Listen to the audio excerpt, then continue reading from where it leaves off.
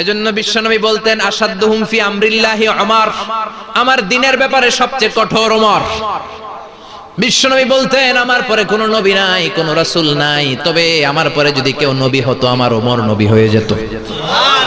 লা নবিয়্যা বা'দি ওয়ালা রাসূল, আমার পরে রাসূল নাই, কোনো নবী নাই, তবে লাউ কানা বা'দি নবিয়্যুন লাকানা ওমর। মদিনায় যত মুনাফিক ছিল জমের মতো ভয় পাইতো সাইয়েদনা ওমরকে।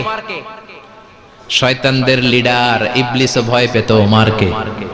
বিশ্বনবী বলেন ওয়াল্লাযী নাফসি বিয়াদিহি, ওমর ওই সত্তার কসম যেই সত্তার হাতে আমার আত্মা,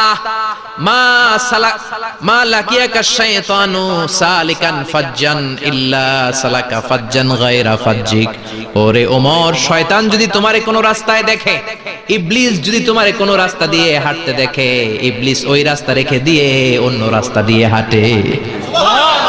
ইবলিসও সাইয়েদনা ওমর ফারুককে দেখলে, এই রাস্তা দিয়ে দেখলে ওর বাপের কি জীবনে এই রাস্তা দিয়ে হাঁটবে না, এই রাস্তা ধুইয়া ওই আরেক রাস্তা ধরবে, চিল্লায় পড়েন আল্লাহু আকবার।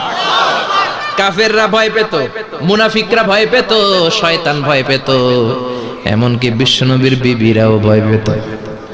সুবহানাল্লাহ পড়েন।